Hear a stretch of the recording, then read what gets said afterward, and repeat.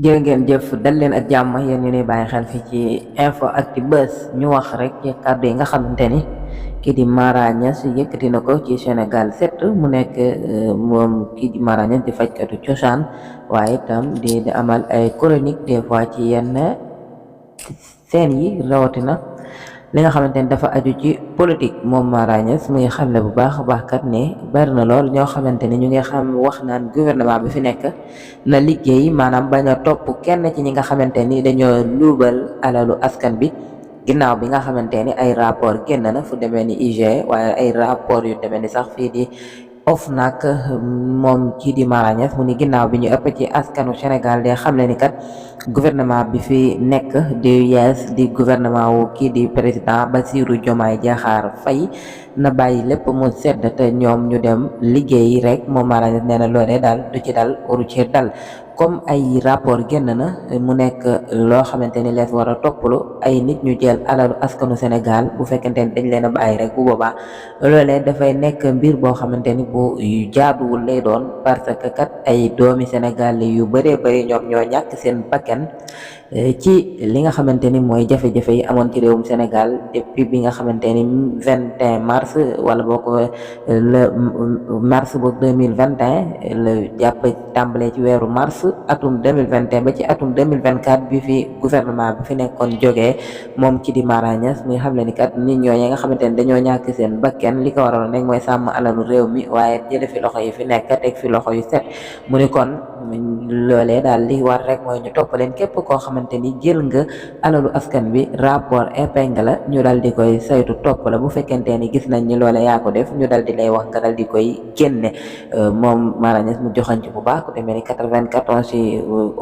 Mamour Diallo yi nga xamante rek kii di Ousmane Sonko yàgg na di ko signalé waaye mel ni rek rapport OFNAC dal dina koy épingle rawatina itam ki nga xamante ni moom moo di Mame Mbaye Niang bi waxoon ni Ousmane Sonko rapport Prodac boobu wala ba mbiru Prodac boobu nga xamante ni rek 29 milliards yooyu ñuy tudd moom Mame Mbaye Niang ginnaaw bu mu taxaw woon ni kat loolee nekkul rapport boo xamante ni am na maanaam rapport amul ci tabaski bi ñu gisaat ko mu wax ni kat rapport am na mooy xam ne kat moom kii di Serigne Mara Niass di xam ne ni moom Mame Mbaye Niang moo gënoon a xam ni rapport am na waaye rek comme boobu ñoom ñoo yore pouvoir moo tax mën nañ cee teg loxo moom li mu xam ne daal mooy nañu génne li nga xamante ne rek moom moo di alal ji muy milliards yu bëri yooyu nga xamante ni xam le na ni sax ab lim la bu bëree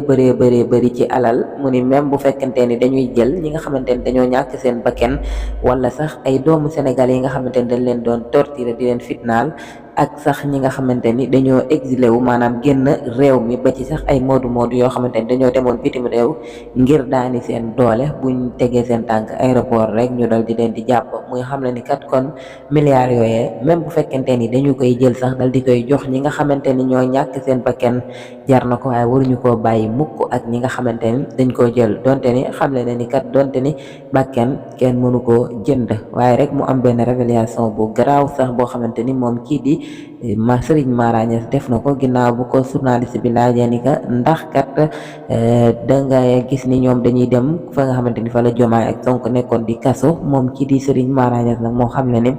man lu raw kaso laa gis maanaam moo xam ne ni kat moom li nga xamante ne rek moom la gis mooy bàmmeel waaye gisul kaso ñeel ñi nga xamante ni rek ñooy ñi doon caax-caaxee ak pasaree li nga xamante ni mooy milliards yu bëri yoo xamante ni fenn fa ci nekk ñoo ngi ko fay dégg ci li nga xamante ni rek moom moo di alalu Sénégalais yi mu mel ni daal moom kii di Serigne Mara Niass d'accordul benn yoon rek wala dafa mel ni àndul benn yoon ak ñenn ci ñi nga xamante ni dañ di sax ay farandooy kii di président bu bees bi wala nouveau gouvernement bi fi nekk di gouvernement wu président Bassirou Diomaye Diakhar Faye ak ki nga xamante rek mooy ilimaanu jëwriñam di monsieur Ousmane Sonko moom Serigne Mara mi xam ne daal kenn warta wax sax naa nañu liggéey te bàyyi li nga xamante ne rek mooy fayantoo mu ni nekkul fayantoo wante même ñoom gouvernement bi bu ci seen yoon nekk maanaam nañu bàyyi li nga xamante ni mooy justice mu def liggéeyam képp koo xamante ni rek dangaa luubal alalu askan bi ni mu toll ci milliards moom Serigne Mara sax mu ni buñ ko waxoon rek loxo dem gémmeñ ndax ay milliards yu bëree bëri la jërë ngeen jëf mbokki internetu info actu buzz woo leen di abonné te activé cloche de notification bi ngir yeneeni xibaar jërë ngeen jëf